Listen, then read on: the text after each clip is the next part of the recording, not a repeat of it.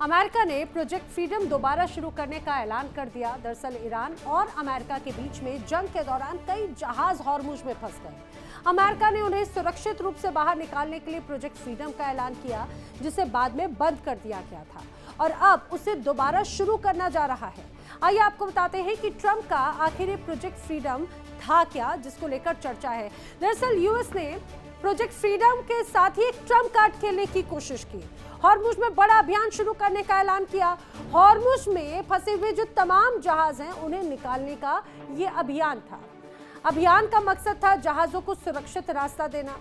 Operation में guided missile, विध्वंसक, 100 से ज्यादा विमान शामिल हुए। ड्रोन और करीब 15,000 सैनिक भी इस दौरान शामिल किए गए। अब हुआ ये कि अमेरिका की तरफ से, या ये कहा जाए डोनाल्ड ट्रंप की तरफ से दावा किया गया प्रोजेक्ट फ्रीडम को लागू करेंगे, यहां से तमाम जहाजों के को निकालने की कोशिश करेंगे और दुनिया में एक बार फिर से मजबूत हो जाएंगे। लेकिन ईरान ने वो सारी कोशिशों पर पानी फेर दिया। वहीं दूसरी तरफ ईरान का रूस और चीन से रिश्ता काफी पुराना है। रूस और चीन ईरान को सामरिक और आर्थिक मदद करते रहे हैं। उनके बीच में कारोबारी रिश्ते भी हैं और जंग के दौरान तो ये रिश्ते और भी ज्यादा मजबूत होते दिख रहे हैं। रूस और चीन जैसी महाशक्तियों के सहयोग से ही ईरान अमेरिका जैसी सुपर पावर के सामने सीना तान कर खड़ा दिखा।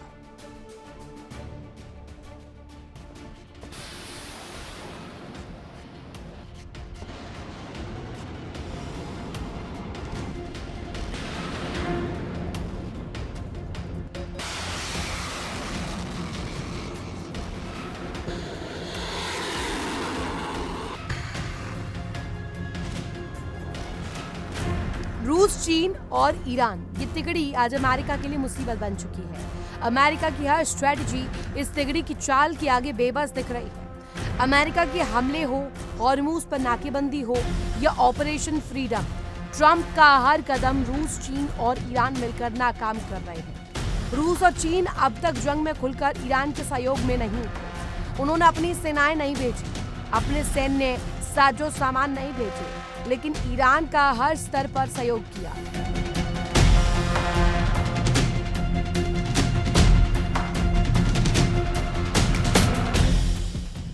चीन लगातार उससे तेल खरीद रहा है।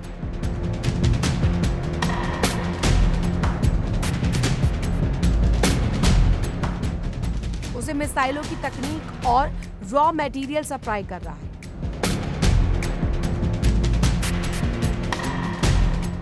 वहीं रूस भी ईरान का साथ दे रहा है। रूस और चीन ने एक बार फिर से ईरान का साथ दिया और अमेरिका का बड़ा कदम नाकाम कर दिया। संयुक्त राष्ट्र में ईरान के खिलाफ अमेरिका ने प्रस्ताव पेश किया। ईरान के खिलाफ एक्शन के लिए दुनिया से गुहार लगाई, लेकिन रूस और चीन ने उस पर ऐतराज जताया। बताया जा रहा है कि संयुक्त राष्ट्र में अमेरिका ने एक प्रस्ताव पेश किया जिसमें दुनिया के देशों से ईरान पर दबाव बनाने की अपील की गई, ताकि वो हॉर्मुज में हमले और समुद्री बारूदी सुरंगें बिछाने जैसी गतिविधियां बंद करे। हालांकि राजनयिकों का कहना है कि चीन और रूस इस प्रस्ताव को वीटो कर सकते हैं। बताया जा रहा है कि इस नए प्रस्ताव को अमेरिका और बहरीन ने मिलकर खुद से तैयार किया। इसे सऊदी अरब, यूएई, कुवैत और कतर का समर्थन भी मिला।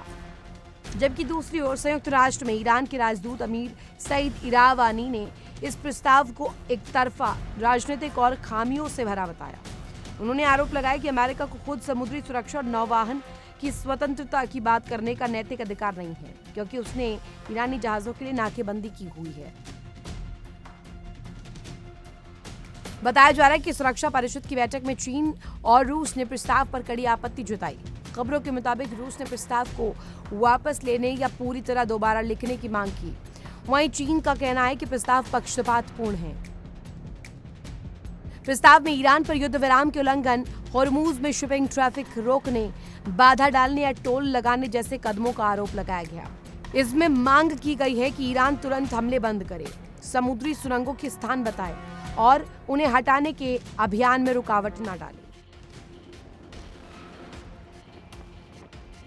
इस बीच खबरें ये भी कि अमेरिका और ईरान अस्थायी युद्ध विराम समझौते के करीब पहुंच रहे हैं। इससे पहले भी अमेरिका समर्थित एक प्रस्ताव संयुक्त राष्ट्र परिषद में रूस और चीन के वीटो के कारण पास नहीं हो पाया।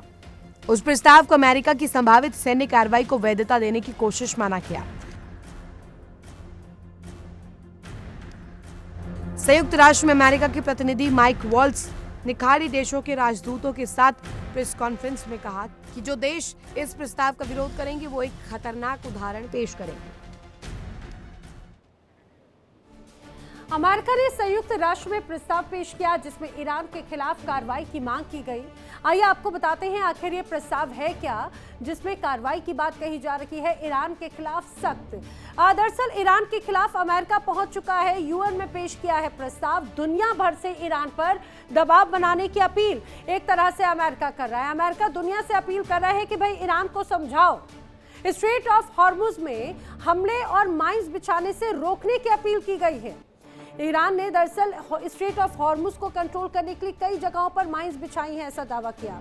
अब अमेरिका और बहरीन ने बाकायदा एक मिलकर प्रस्ताव तैयार किया जिसमें सऊदी, यूएई, कुवैत और कतर का भी प्रस्ताव को समर्थन है, ये दावा किया जा रहा है। अब दूसरी तरफ ईरान ने इस प्रस्ताव को एक तरफा बताया और इसे खामियों से भरा बता दिया। इस प्रस्ताव पर चीन और रूस ने एक तरह से ऐतराज जता दिया, यानी वीटो लगा दिया है। रूस के प्रस्ताव वापस लेने या दोबारा लिखने की एक तरह से मांग है। वहीं इसी तरह से चीन ने भी बाकायदा इस प्रस्ताव को पक्षपातपूर्ण बताया है, जिसकी एक तरह से उम्मीद जताई जा रही थी क्योंकि ईरान को रूस और चीन सपोर्ट कर रखे हैं।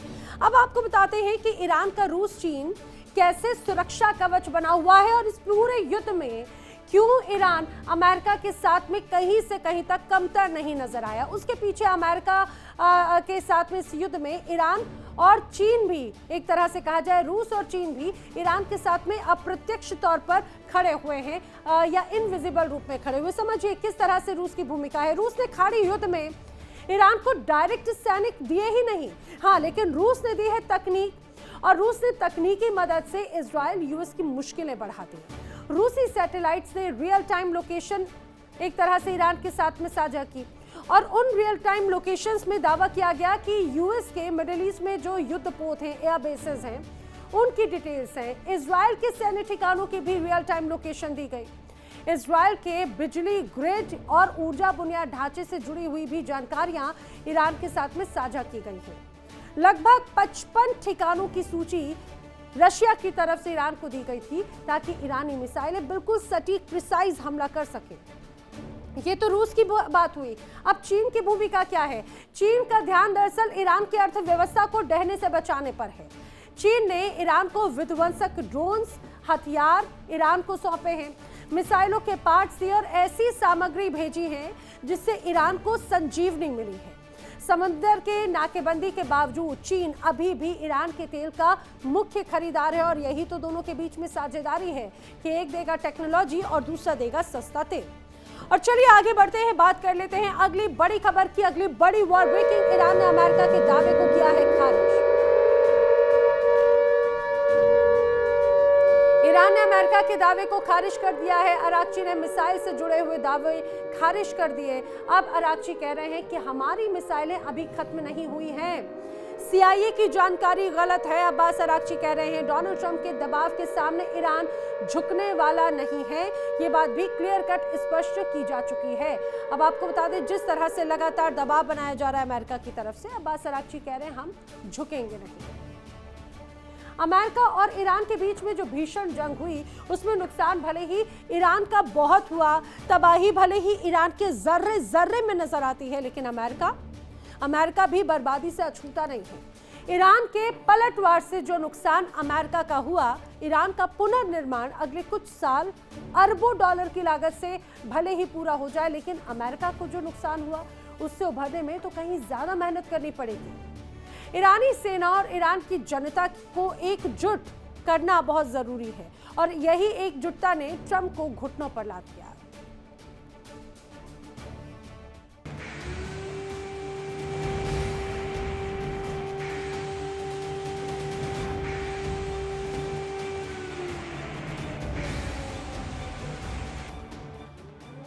अमेरिका वो देश जहां बसने का सपना शायद दुनिया का हर शख्स अपने मन में रखता था, जिसकी सेना अजय मानी जाती थी, जिसकी हाईटेक मिसाइलें, fighter jets, aircraft carrier, destroyer जंग के मैदान में दुश्मनों के पसीने छुड़ा सकते थे। दुनिया में अमेरिकी सेना पहले नंबर पर आती थी। वो सेना आज अपने जवानों की संख्या, संसाधन और तकनीक के मामले में कहीं पिछड़ी हुई सेना के सामने सरेंडर मोड में दिख रही है।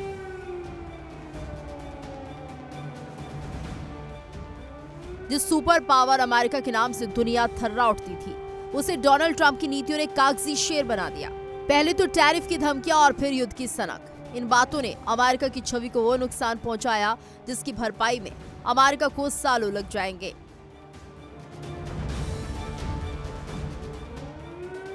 ट्रंप ने जब अमेरिका की सत्ता दूसरी बार संभाली तो अमेरिका को फिर महान बनाने की बात करते थे। उन्होंने अपने पहले के राष्ट्रपतियों को भरपूर सुनाया और कहा कि अब अमेरिका फिर महान बनेगा।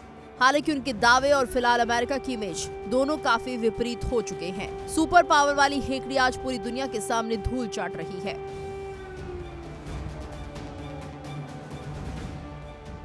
दुनिया का सबसे ताकतवर देश अब युद्ध से बाहर निकलने के लिए छटपटा रहा है, फिर भी खुद को मजबूत दिखाने की कोशिश कर रहा है। युद्ध के बाद अमेरिका में राष्ट्रपति ट्रंप की लोकप्रियता में रिकॉर्ड गिरावट हुई।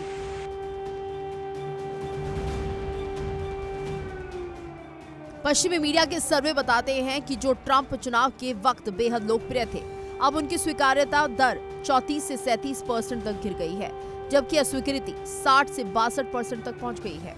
ईरान युद्ध को लेकर 54 से 61% अमेरिकियों ने नापसंदगी जताई। अमेरिका में आम लोग महंगाई और बढ़ते पेट्रोल डीजल के दामों से परेशान हैं।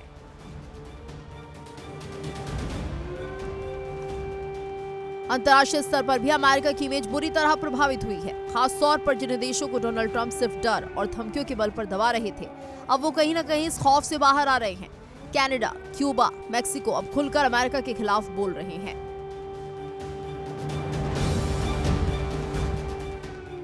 ग्रीनलैंड पर कब्जे की कोशिशों के बाद नेटो में भी अमेरिका की पकड़ कमजोर हुई, जो ईरान युद्ध के बाद पूरी तरह से बिखर गया।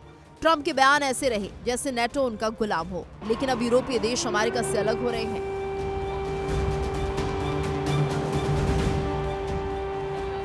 अमेरिका के एक्शन के बाद ईरान ने होर्मुज को बंद किया तो सैकड़ों जहाज फारस की खाड़ी में फंस गए। अमेरिका ने जहाजों को निकालने के लिए प्रोजेक्ट फ्रीडम शुरू किया, जो 2 दिन भी नहीं चल पाया।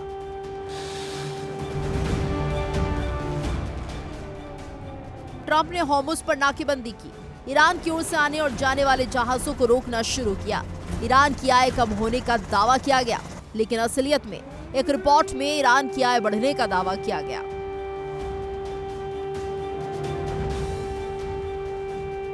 ईरान के सस्ते हथियारों ने अमेरिका की महंगी मिसाइलों और अरबों के डिफेंस सिस्टम को तबाह कर दिया।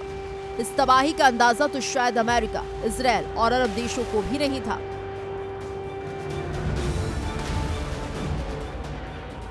अमेरिका के हालात ऐसे हो गए हैं कि अब पूर्व सहयोगी देश भी अमेरिका की नीतियों पर सवाल उठा रहे हैं।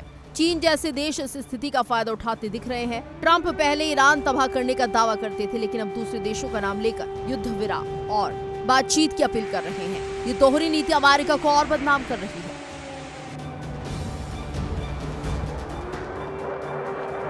खबरों के मुताबिक ट्रंप प्रशासन युद्ध खत्म करने के लिए 14 पॉइंट्स के समझौते की बात कर रहा है, जिसमें प्रतिबंध हटाने और फंड छोड़ने जैसे प्रस्ताव शामिल हैं। ईरान ने सुपर पावर को इतना झुकाया कि अब ट्रंप के लिए अपनी इमेज बचाना मुश्किल हो रहा है।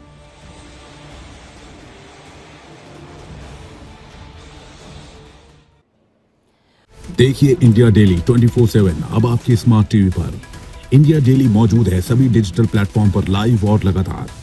इंडिया डेली 24/7 हर दिन राष्ट्र को समर्पित।